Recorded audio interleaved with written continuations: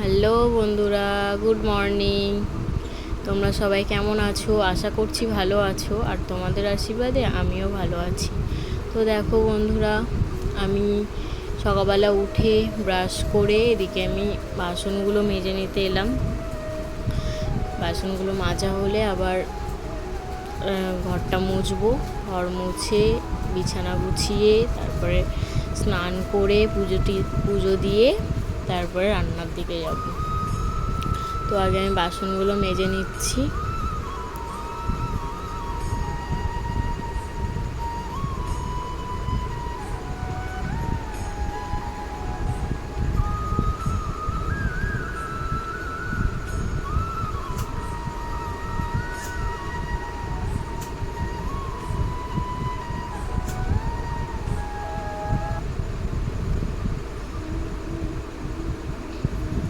তো দেখো বন্ধুরা, আমি সব কাজকর্ম সেরে এদিকে কাজকর্ম বলতে আমি বিছানা গোছানো কিন্তু হয়নি।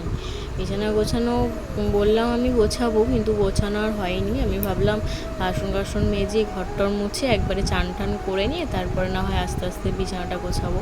তাই জন্য আমি এসে চানটা করে এসে আমি এদিকে মাথাটা আঁচড়ে সিঁদুরটা পরে নিচ্ছিলাম। তারপরে এই যে আমি বিছানাটা গুছিয়ে নিচ্ছিলাম। আর তারপরে আবার সকালে টিফিন খেয়ে আবার রান্না বসাতে হবে, রান্না করতে হবে। আর জানো তো, আমার শাশুড়ি মা চলে এসেছে। তো দেখো,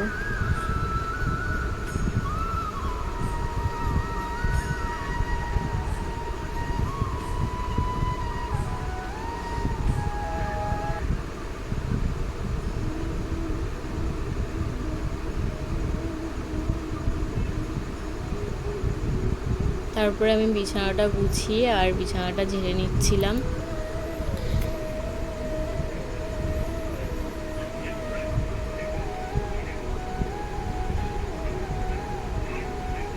ওইদিকে জানলাটাও খুলে দিলাম। আর এদিকে দেখো, এটা হচ্ছে ময়দা দিয়ে কিছু একটা বানিয়েছিল, আর ওটা হচ্ছে চা।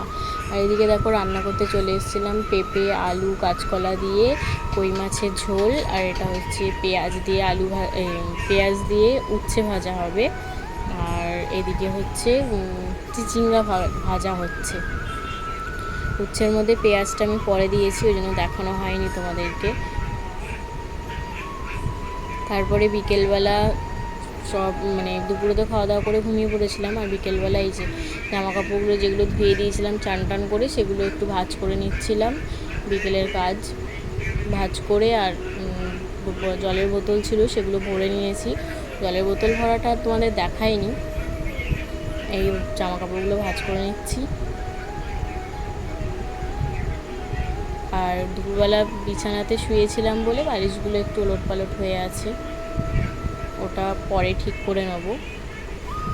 এদিকে জামা কাপড়গুলো গুছিয়ে তারপর ঠিক করে নেব।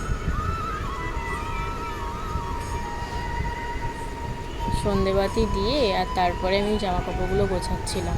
বিকেল ছিল না, ওটা সন্ধেই হয়ে গেছিল।